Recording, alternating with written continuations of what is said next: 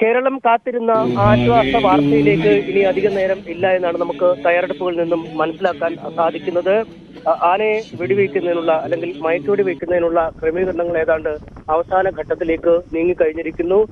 Forest ഉദ്യോഗസ്ഥരും വനംവകുപ്പും പോലീസും revenue ഉദ്യോഗസ്ഥരെല്ലാം ഈ ചെമ്പകപ്പാറയ്ക്ക് സമീപം തമ്പടിച്ചു കഴിഞ്ഞിരിക്കുന്നു. അവർ ഏറെ നേരമായി തന്നെ ഈ ഭാഗത്ത് തങ്ങുകയാണ്. അത് അവസാന ഘട്ടത്തിലേക്ക് അതിന്റെ നടപടിക്രമങ്ങൾ നീങ്ങുന്നു എന്നാണ് മനസ്സിലാക്കാൻ കഴിയുന്നത്. ഇപ്പോൾ നടക്കുന്നത് ആനയെ കാട്ടിൽ നിന്നും റോഡിലേക്ക്, അതായത് മൈസൂർ മാനന്തവാടി റോഡിലേക്ക് തുരത്തുന്നതിനുള്ള നീക്കങ്ങൾ അത്തരത്തിൽ തുരത്തി കഴിഞ്ഞിരിക്കുന്നു, അല്ലെങ്കിൽ തുരത്താൻ ആരംഭിച്ചിരിക്കുന്നു എന്നാണ് മനസ്സിലാക്കാൻ കഴിയുന്നത്. കാട്ടിനുള്ളിൽ വെച്ച് ദൗത്യം നടത്തുന്നത് ദുഷ്കരമായ ഒരു സാഹചര്യത്തിൽ കാട്ടിന് പുറത്തേക്ക് എത്തിച്ച ശേഷം മയക്കുവെടി വെക്കുന്നതിനുള്ള നടപടിക്രമങ്ങളാണ് ഇപ്പോൾ വനംവകുപ്പിന്റെ ഭാഗത്തു നിന്നും ഉണ്ടായിരിക്കുന്നത്. വെറ്റിനറി സർജന്മാരടക്കമുള്ള ആളുകൾ, വിദഗ്ധർ, ഈ മയക്കുവെടി വെക്കുന്നതിനുള്ള വിദഗ്ധർ ഇപ്പോൾ കാട്ടിനകത്തേക്ക് പോയിട്ടുണ്ട്. കുങ്കിയാനകൾ 4 എണ്ണം ഈ ആന നിൽക്കുന്ന പ്രദേശത്തിന്റെ വളരെ അടുത്ത കാട്ടിൽ, ആ പ്രദേശത്തിന്റെ അടുത്ത് എത്തിക്കഴിഞ്ഞിരിക്കുന്നു. അല്പസമയത്തിനകം മയക്കുവെടി വെക്കും എന്നാണ് നമുക്ക് ലഭിക്കുന്ന വിവരം. എന്തായാലും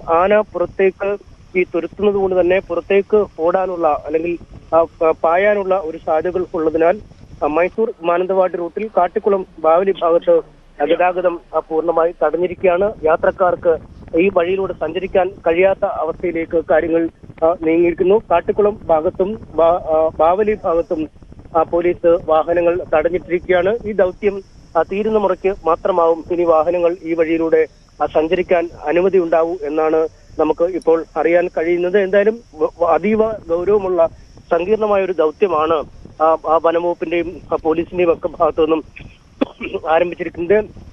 ഇന്നലെ അജീഷിനെ കൊന്ന ആന അവിടെ നിന്നും മറ്റൊരു സ്ഥലത്തേക്ക് രാവിലെ മാറിയിരുന്നു. ആ സ്ഥലത്ത് നിന്നുമാണ് ഇപ്പോൾ ചെമ്പകപ്പാറ ഭാഗത്തേക്ക് ആന ഉച്ചയ്ക്ക് മുമ്പായി നീങ്ങിയത്.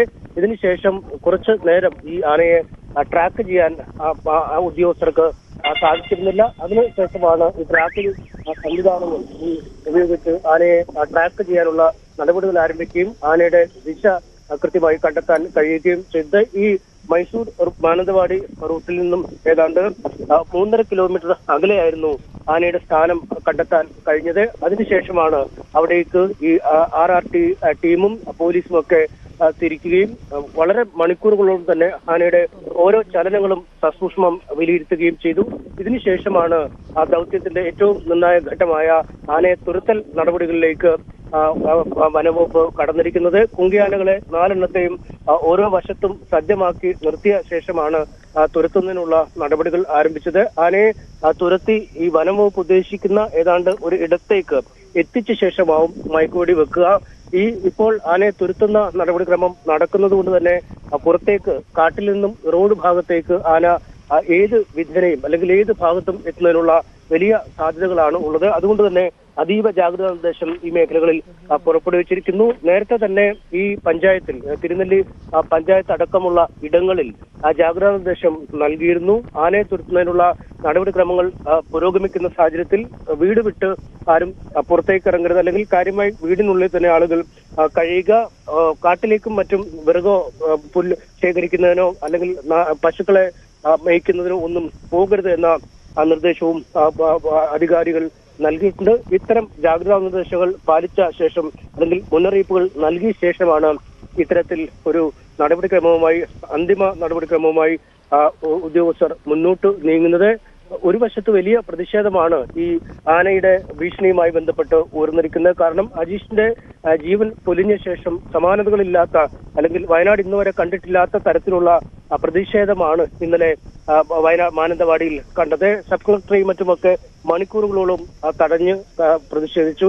കളക്ടർക്കും ജില്ലാ പോലീസ് മേധാവിക്കുമൊക്കെ തൂക്കുവിളികൾ കേൾക്കുന്ന ഒരു സാഹചര്യത്തിലേക്ക് കാര്യങ്ങൾ നീങ്ങുകയും ചെയ്തു. എന്തായാലും ചർച്ചകൾക്കൊടുവിൽ സർക്കാർ ചില ഒത്തുതീർപ്പുകൾക്ക് വഴങ്ങിയതോടുകൂടി, ചില നിബന്ധനകൾ എഴുതി നൽകിയതോടുകൂടിയാണ് ഈ സമരത്തിൽ നിന്നും പിന്മാറാൻ പ്രതിഷേധക്കാർ തയ്യാറായത്. പക്ഷേ ഇത്തരത്തിൽ സമരത്തിൽ നിന്ന് പിന്മാറിയാലും ഈ ആനയെ പിടികൂടി മുത്തങ്ങയിലേക്ക് കൊണ്ടുപോയി ആനയുടെ ഭീഷണി ഒഴിവാക്കുക എന്നത് മാത്രമാണ് തങ്ങൾക്ക് അവസാന വട്ടം വരെയുള്ള ഒരു ആശ്വാസം എന്നാണ് അവർ വ്യക്തമാക്കിയിരിക്കുന്നത്. ഇതിനിടയിൽ ഈ ആന കാട്ടിലേക്ക് തന്നെ പോയ സാഹചര്യത്തിൽ കർണാടക വനമേഖലയോട് ചേർന്ന ഇടമാണ്. അതുകൊണ്ട് തന്നെ തോൽപ്പെട്ടി വന്യജീവി സങ്കേതത്തിന്റെ ഭാഗത്താണ് ഉണ്ടായിരുന്നത്. ഈ കർണാടക വനമേഖലയിലേക്ക്, തോൽപ്പെട്ടിയിൽ നിന്നും കർണാടക വനമേഖലയിലേക്ക് ആന കടന്നാൽ പിന്നീട് ആനയെ വെടിവെച്ച് പിടികൂടേണ്ടതില്ല, കാട്ടിലേക്ക് തുരത്തിയാൽ മതി എന്ന നിർദ്ദേശവും ഇടയ്ക്ക് ഉയർന്നിരുന്നു. എന്നാൽ ഇതിനെതിരെ വലിയ രോഷാകുലരായി തന്നെയാണ് ജനങ്ങൾ പ്രതികരിച്ചത്. കാരണം കാട്ടിലേക്ക് കയറ്റിവിടുന്ന ആന വീണ്ടും ജനവാസ മേഖലയിലേക്ക് എത്തും എന്നാണ് അവർ ആശങ്കയായി അറിയിച്ചത്. അതുകൊണ്ട് തന്നെ ആ തീരുമാനത്തിൽ നിന്ന് പിന്നോട്ട് പോവുകയും ആനയെ മയക്കുവെടി വെച്ച് തന്നെ പിടികൂടി മുത്തങ്ങയിൽ എത്തിച്ച് ബാക്കി കാര്യങ്ങൾ പിന്നീട് ആലോചിക്കുന്ന തരത്തിലേക്കും കാര്യങ്ങൾ നീക്കി. കാരണം വനംവകുപ്പിന് മേൽ വലിയ സമ്മർദ്ദമുണ്ട്, വലിയ വിമർശനങ്ങൾ ഉയർന്നിരുന്നു. കാരണം തണ്ണീർക്കൊമ്പൻ എന്ന ആനയെ കഴിഞ്ഞ ആഴ്ച വയനാട്ടിൽ വെച്ച് സമാനമായ രീതിയിൽ തന്നെ വെടിവെച്ച് പിടികൂടിയ ശേഷം ആന ബന്ദിപ്പൂരിൽ എത്തുന്നതിന് മുമ്പ് ചത്തുപോകുന്ന ഒരു രീതിയിലേക്ക് കാര്യങ്ങൾ നീങ്ങിയിരുന്നു. അതുകൊണ്ട് തന്നെ അതൊരു വലിയ സമ്മർദ്ദമായി വനംവകുപ്പിന്റെ മേൽ ഉണ്ടായിരുന്നു. പിഴവുകൾ ഒഴിവാക്കി ഇത്തരത്തിൽ ഈ ദൗത്യം ചെയ്യുക എന്നത് തന്നെയാണ്. അതുകൊണ്ട് തന്നെ ഈ മുഖ്യ പ്രാധാന്യം വനംവകുപ്പ് നൽകുന്നത്. പലയിടങ്ങളിലും കോടതികളിലടക്കം ഈ ചോദ്യങ്ങൾക്ക് ഉത്തരം പറയേണ്ട ഒരു സാഹചര്യത്തിലേക്ക് കാര്യങ്ങൾ നീങ്ങുന്നു. ആ പിഴവ് വരാതിരിക്കാനാണ് കാട്ടിനുള്ളിൽ വെച്ച് പിടിക്കേണ്ടതുണ്ടോ എന്ന രീതിയിൽ പോലും ആലോചനകൾ നടക്കുകയും ചെയ്തു. എന്തായാലും ആ അനിശ്ചിതത്വങ്ങളൊക്കെ മാറിയിരിക്കുന്നു. വെടിവെച്ച് തന്നെ പിടികൂടുക എന്ന രീതിയിലേക്ക് കാര്യങ്ങൾ എത്തിയിരിക്കുന്നു.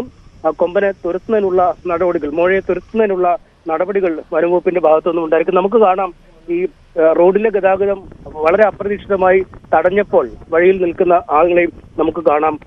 എന്താണ്, നിങ്ങൾ എവിടെ പോവുകയായിരുന്നു?